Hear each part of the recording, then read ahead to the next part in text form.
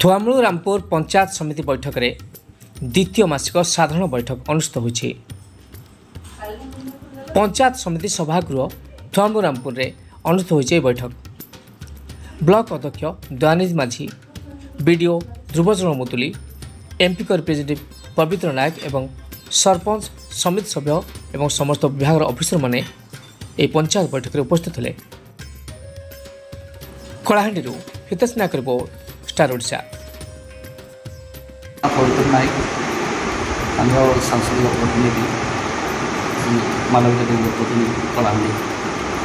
Sir आज कार्यक्रम में कौन सब आलोचना करा आज पंचायत समितिर मूल उद्देश्य होछि हमर लोकप्रिय मुख्यमंत्री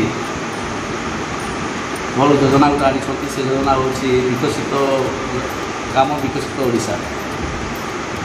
विकसित ग्राम विकसित ओडिशा माध्यम प्रत्येक पंचायत रे ग्राम सभा माध्यम जो प्रोजेक्ट गुड़ाक निहाती लोक हित में आसुच्छी से प्रोजेक्ट गुड़ाक ग्राम सभा पास से प्रोजेक्ट गुड़ाक पंचायत समिति अनुमोदन है जिला परिषद अनुमोदन है गवर्नमेंट दिया केमती कर लोक पाखे कार्यकारी हो पार तार उद्देश्य आज मुख्य उद्देश्य थिला। ये सरकार उद्देश्य होची जनता सरकार जनता जहाँ मत देवे ग्राम सभा परिसभा माध्यम से केमती कार्यकारी हो पार से उद्देश्य सरकार अच्छी। मुझे आशा करी आपण माध्यम बेसिक मीडिया सोशल मीडिया सांबादिक बंधु मान माध्यम अवेयरनेसटा लोक पाखे पहुँचू।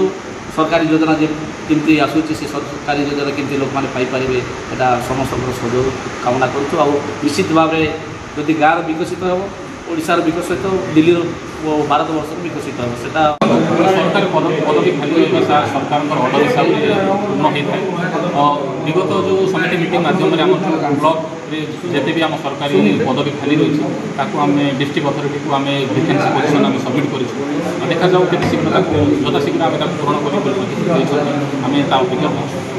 कलाहांडी टेर हितेश नायक अथवा पुलिस।